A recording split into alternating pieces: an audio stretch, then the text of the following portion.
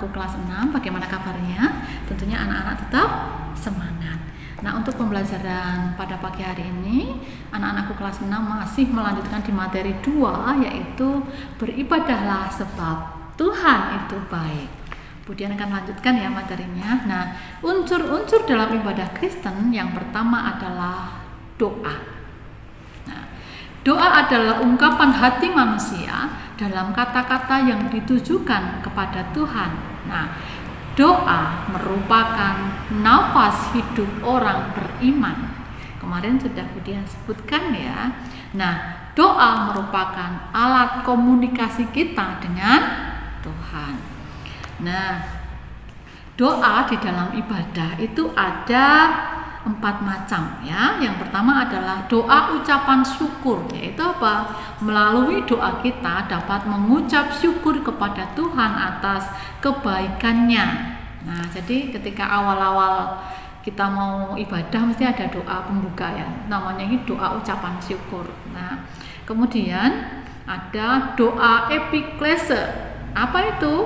Sebelum mendengarkan firman Tuhan, kita juga dapat berdoa memohon pertolongan Tuhan agar kita dapat memahami firman Tuhan dan melakukannya. Jadi doa sebelum penyampaian firman Tuhan itu disebut sebagai doa epiklese ya, memohon pertolongan Tuhan yaitu melalui Roh Kudus sehingga apa? Kita sebagai jemaat mengerti dan memahami kebenaran firman Tuhan dan kita lakukan dalam kehidupan kita sehari-hari. Kemudian yang ketiga adalah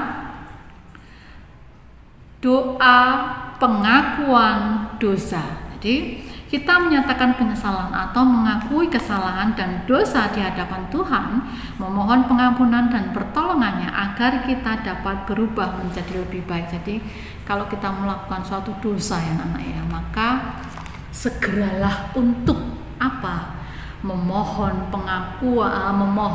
pengampunan kepada Tuhan ya, mengakui dosa kita di hadapan Tuhan, mohon pengampunan dan kemudian ya minta kemampuan kepada Tuhan supaya kita dapat bertobat dengan kesungguhan hati gitu ya, menjadi lebih baik lagi.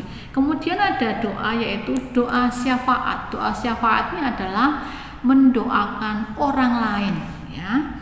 Kita dapat meminta permohonan doa bagi orang lain. Contohnya ada teman yang sakit ya. Anak-anak bisa mendoakan teman yang sedang sakit supaya apa? Tuhan berikan kesembuhan dan pemulihan kesehatan yang sempurna ya. Kemudian anak-anak berdoa untuk guru, Bapak Ibu guru. Nah, bisa ya, supaya apa? Bapak Ibu guru sehat selalu gitu ya. Nah, kemudian anak-anak juga bisa berdoa untuk Indonesia yang pada saat ini sedang mengalami pandemi ya, COVID-19 belum berakhir ini ya. Anak-anak bisa mendoakan Indonesia. Itu ya contohnya doa syafaat. Kemudian terakhir adalah doa berkat. Kita dapat memohon berkat dari Tuhan agar Tuhan menyertai kita dan selalu menolong kita. Jadi doa di akhir ibadah atau akhir kebaktian ya, sebelum pulang itu ada namanya doa berkat. Oke ya. Jadi Budian berpesan nanti kalau sudah ibadah offline di gereja ya, kalau sekarang ini masih online ya. Kalau sudah offline, anak-anak jangan pulang dulu sebelum ada doa berkat gitu ya. Karena kalau ibadah itu harus diawali dan diakhiri. Kalau hanya awal tok datangnya tanpa diakhiri kayaknya ada yang kurang gitu ya. Jadi hendaklah kalau anak-anak nanti di gereja jangan pulang dulu sebelum doa berkat gitu ya. Karena apa anak-anak? Kita beribadah kepada Tuhan, sekali lagi Budian sampaikan, kita menghadap kepada Raja yang agung, Allah yang mulia. Jadi bagaimana sikap kita? Harus apa? Dengan kesungguhan hati, menghormati, menghargai Allah di dalam ibadah, gitu ya. Oke?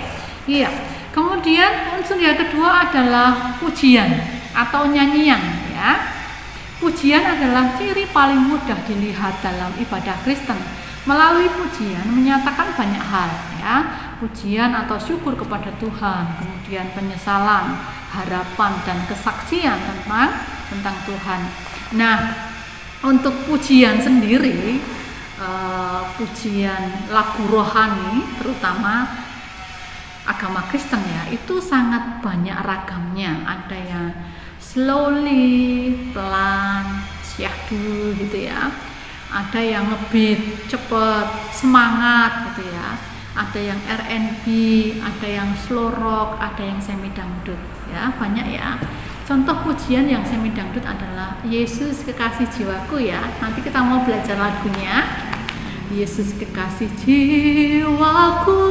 Nah, gitu ya. Anak-anak sih tahu. Nah, kemudian kalau lagu yang slow gitu ya, yang syahdu, contohnya selamat pagi Bapa, selamat pagi Yesus, selamat pagi Roh Kudus. Nah, itu ya.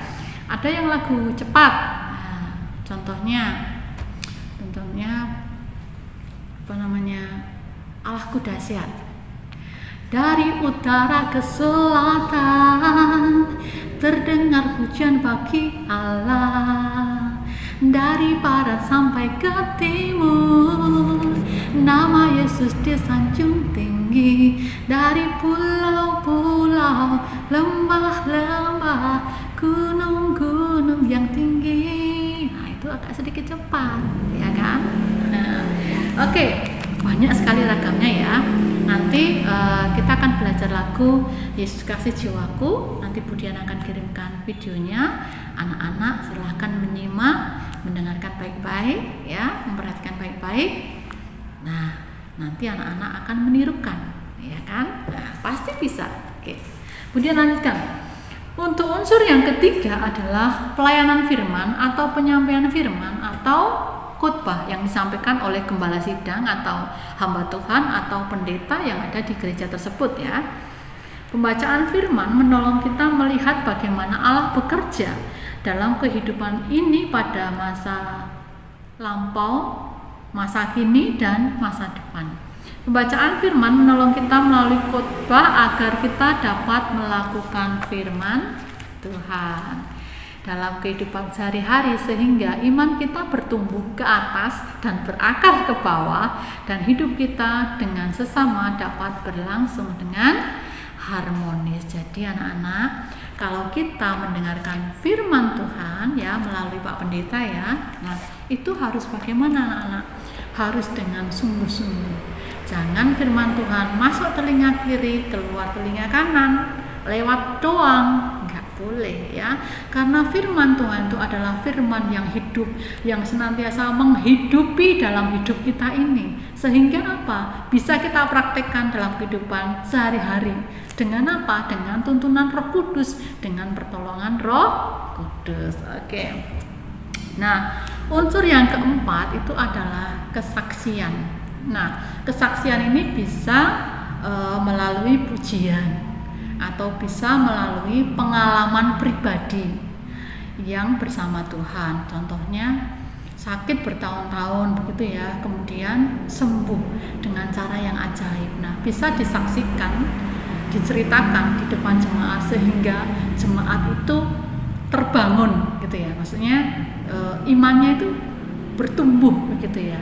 Nah, atau mungkin pujian. Jadi pokoknya keluarganya ada yang meninggal gitu ya, tetapi oleh penghiburan Tuhan bisa dikuatkan, dihiburkan. Nah, itu disaksikan, diceritakan di depan jemaat sehingga apa? Jemaat ini juga lebih kuat imannya gitu ya. Itu kemudian memuji Tuhan bisa.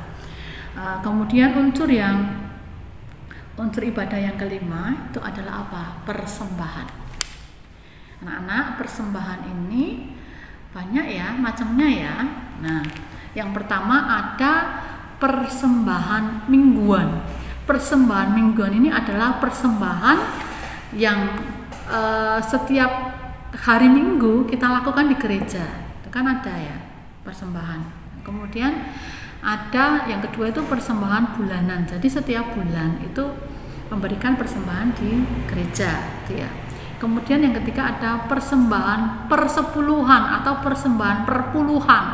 Nah, ini untuk jemaat yang sudah bekerja, yang sudah memiliki hasil ya, penghasilan begitu ya. Jadi 1/10 dari penghasilan itu kita persembahkan di gereja. Kalau untuk anak-anak sekolah belum ya, karena persembahan persepuluhan ini Budian sampaikan sekali lagi untuk jemaat atau bagi jemaat yang sudah bekerja gitu ya. Contohnya Budian taruhlah Budian ini gajinya 1 bulan 3 juta gitu ya. Jadi untuk memberikan persembahan persepuluhan, jadi 1/10 dari 3 juta yaitu berapa? 300.000 masuk di gereja sebagai persembahan persepuluhan. Kemudian ada yang keempat itu namanya persembahan pembangunan. Persembahan pembangunan ini khusus untuk membangun atau merenovasi gereja gitu ya. Umpamanya gerejanya kecil, jemaatnya semakin banyak, otomatis kan harus diperlebar. Nah, ini ambilnya dari persembahan pembangunan. Kemudian ada yang namanya persembahan ucapan syukur. Nah, itu ada peristiwa atau ibadah khusus ya, contohnya saudara mungkin ada yang menikah, itu kan ada persembahan namanya persembahan ucapan syukur, atau mungkin waktu ulang tahun ya persembahan ucapan syukur, atau mungkin sembuh dari sakit persembahan ucapan syukur, atau mungkin naik kelas persembahan ucapan syukur, atau mungkin lulus dari sekolah SD masuk ke SMP persembahan ucapan syukur gitu ya. Nah, atau mungkin hari ulang tahun kemerdekaan Republik Indonesia diadakan ibadah di gereja ya, ada persembahan ucapan syukur gitu ya. Atau mungkin hari ulang tahun gereja ya, ada persembahan ucapan syukur. Nah, gitu. Kemudian lagi ada persembahan sosial. Nah, persembahan sosial ini digunakan untuk apa, anak-anak? Untuk apa namanya? Jenguk jemaat ya, besuk jemaat, jenguk jemaat yang sakit gitu ya. Nah, itu ambilnya dari persembahan sosial. Kemudian membantu anak-anak jemaat yang kurang mampu begitu ya. Kemudian apa namanya?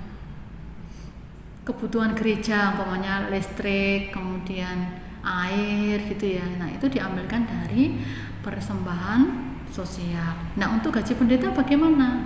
Nah, perlu Budian sampaikan anak ya. Gaji pendeta ya 1 bulan itu sama dengan 30 hari.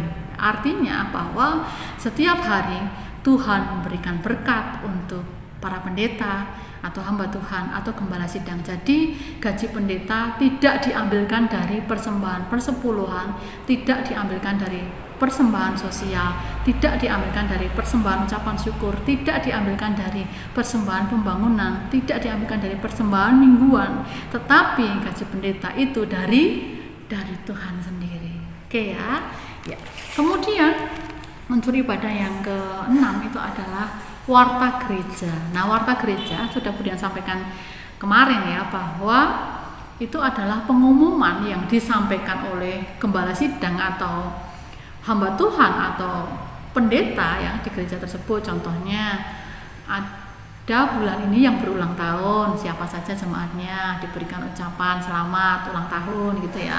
Mungkin ada yang mau menikah gitu ya, saudara ini dengan saudari ini di tanggal sekian bulan ini tahun ini gitu. Kemudian ada pengumuman siapa yang mau dibaptis gitu ya, bisa. Jadi pengumuman yang disampaikan oleh Pak Pendeta atau gembala sidang atau hamba Tuhan setelah ibadah selesai.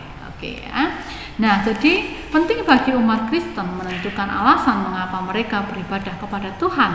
Dengan demikian, ia memiliki landasan yang kuat dan ia sendiri menyadari dan hidup dalam alasan itu, sehingga ibadahnya adalah ibadah yang benar-benar ia hayati sepenuhnya kepada Tuhan. Nah, perlu anak tahu bahwa Tuhan selalu hadir dalam kehidupan manusia. Hanya saja ia hadir tidak hanya dalam keadaan yang menyenangkan, tetapi kadang dalam keadaan yang susah atau sedih. Tetapi percayalah bahwa dalam keadaan apapun Tuhan pasti memberikan yang terbaik dalam kehidupan kita. Amin. Iya. Nah, untuk tugasnya hanya ada 2. Yang pertama, mengapa kita harus berdoa, dan yang kedua adalah mengapa kita harus beribadah. Oke ya, silakan dikerjakan di buku tulisnya. Terima kasih, Tuhan Yesus memberkati.